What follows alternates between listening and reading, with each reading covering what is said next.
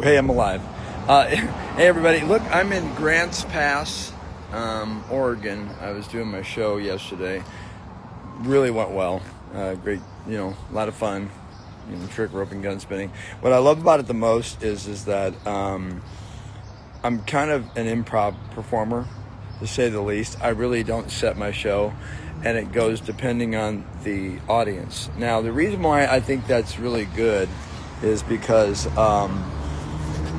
I learned a long time ago when I was trying to learn improv, like when I was in my early teens, to late or mid or it's early to, let's see, like my early 20s. There we go. I thought to myself, the best way I could do this, how can I learn it? I didn't have the money to do a bunch of improv. I lived in Central California, Monterey, California, and I didn't want to travel up to the Bay Area. So I wound up becoming a balloon artist, and I went to like Applebee's and Chevy's and El Chorritos and said, I'll do this if balloons for each table and the families, as long as you give me $50 and a meal. And I wound up really using that as my improv, because you got to go up to the table, right? And you got a mom and a dad, and you got kids. Okay, first of all, I learned something really important. The better I did at what I'm about to say, the more tips I got. I'd start off getting $1 or $2, but then I got to the point where I'd get sometimes $10 and even $20, because I realized that it was what I really needed to do was make fun with the dad, not make fun of the dad. And consequently, that really served me well. Plus, I was able to go anywhere I wanted to and improv. And the bottom line is that learning improv is the key component. I can tell you that right now, hey, what's happening? You're always out here doing stuff, and I know, and I can't wait to see. I know you're doing some vertical stuff, and I can't wait to see it. By the way, we need to set a meeting. I'm talking to someone who's following or watching right now.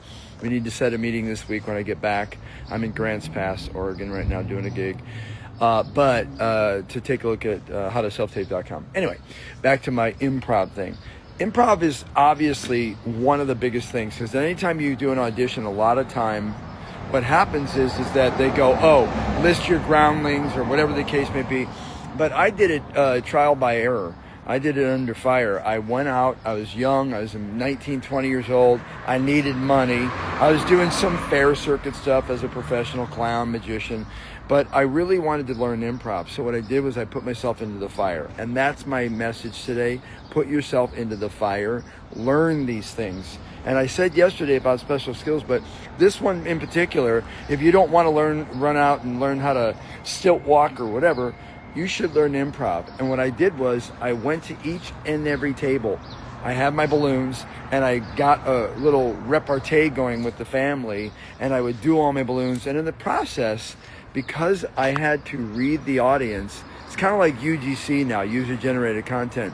They don't want actors. You know why they don't want actors? They don't want actors because they go, to be or not to be, that is the question. And yeah, that's not really what they're looking for. What we're looking for in acting, and I'm just going to tell you as a veteran actor, is they're looking for you to be you. If they wanted to hire Niro or, whoever, they would hire that person, okay? Be you, but learn improv, because improv is the best thing. I can go up in front of, and I do as a keynote speaker, I can go up in front of, 10,000 people. I remember doing a gig at the Del Mar racetrack, 10,000 people, and they said, come out and do your act in the beginning when we're doing the blah blah cup or whatever. It was awesome. 10,000 people. Now, obviously, nerves, but you redirect those nerves. And when you are more confident, yes, good, because improv classes are amazing. One big tip I'm going to give everybody. When I was dancing for about 25 years, Cicchetti ballet, tap jazz, pop lock, all that stuff, the one thing that you should know is, and this is a tip for improv as well, is that when you're doing a dance class, you got rows, because you got a pretty good amount of people. Don't be in the back. Don't be in the back. Being in the back of the class in anything means that you're not engaged, and more importantly, you're not getting that thing you need. improv is great, learning how to dance, all this stuff. But if you can't break through that and be able to look around at your audience, that's why 35 years of theater served me well, is that you cannot really, you don't want to break the fourth wall unless you're doing just improv and they're allowing you to do that. But what you do want to do is you want to become so good at improv and so good at reading the room that you can kind of look around and go, oh, this place, these people are really into what I'm doing. And so therefore I can focus on that. It is so important. You're absolutely right. It is so important for your acting. And one last thing I'll say about it is that yes, gotta get vulnerable. Well, yeah, and you know, I agree with you on that gotta get vulnerable thing. But more importantly, I mean, maybe I'm saying the same thing that you're saying by saying you're be vulnerable, is that you need to be human. You need to be human. That's it. Okay. If you walk into a room, you don't go like, yes, I'm here, and I mean, we know there's people that get out there and they're in a room and they think that the only person in the room is them, and they want to talk about them, talk about me, talk about you. Anyway, but the point is that you have to be able to read the room, and then you have to take cues and go, okay. And I was looking this up on Claude or ChatGPT, and I was interested in why I do what I do. Like, I don't set my act when I do my trick roping, all that other stuff. So the point is that it said the reason why, Will, is that you've trained your brain to, in essence, I can't remember the term that they use medically or psychologically, but you use your brain and you've trained it to be able to read the room, and then instead of, you have your act you do, but I never ever do the same act. Last night was no different. It was hysterical, and the client was very happy, tipped me well. And the point is that the reason why they were happy is because I engaged the people that were there. When you, boy, I could go on with this subject for days. When you're doing sales, it's not about you. It's about, or when I do talk radio, which I did for 35 years as a host and a producer, it's not about you going, hey, here we are, we're on the channel, and I'm just amazing, everything's going to be great, you're wonderful, and oh yeah, by the way, I have a guest, and how's it going? Yeah, good, all right, so back to me. It's not about that. If you want to be a good actor, here we go, and interviewer, listen. I used to give this advice all the time when guys and gals would come up to me for some reason, I don't know why, when I was younger. Everybody asked me dating advice. Don't know why. I didn't really get a date until I was like 20. Anyway, but I would say, guys, the most important thing you could do right now when you're in a, first date or meeting someone or trying to,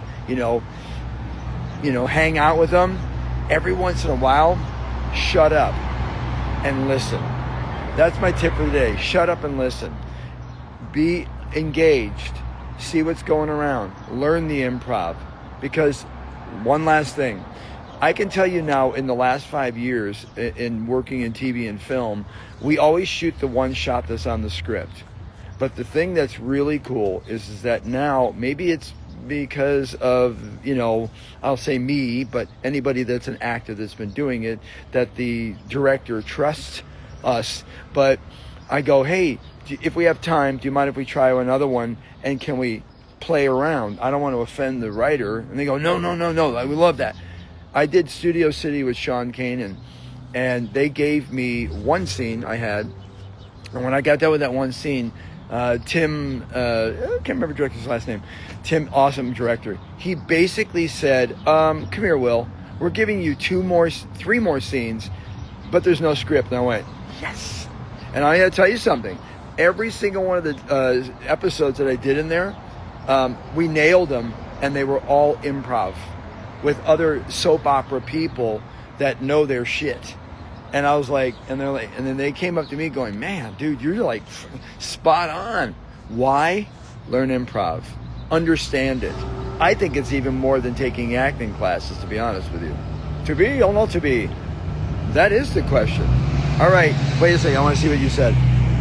So let's just submit a tape by tonight, upload YouTube, then send it. Ooh, they want you to send a YouTube link? Wow, okay. Oh, no. See, that's the thing, okay? So that is exactly my point is that you need to be scared. You need to do that. You need to find those opportunities. And I'm telling you, you find those opportunities and you conquer them. You know what fear is? Fear is only not knowing. So fear is the lack of knowing about something. You learn about something and you go, oh, okay, I get it now. I've done it a couple times. And then after that, you're like, oh, what are we doing? I'm ready. Let's go. Anyway, check it out. My channel, of course. I'm not done. Hold on a second. I don't know what that word is. Done canny on this before. What's that mean? Done canny. Anyway, all right. I'll talk to you later. I'm going to get a flight and get back home to my home in LA. Bye-bye.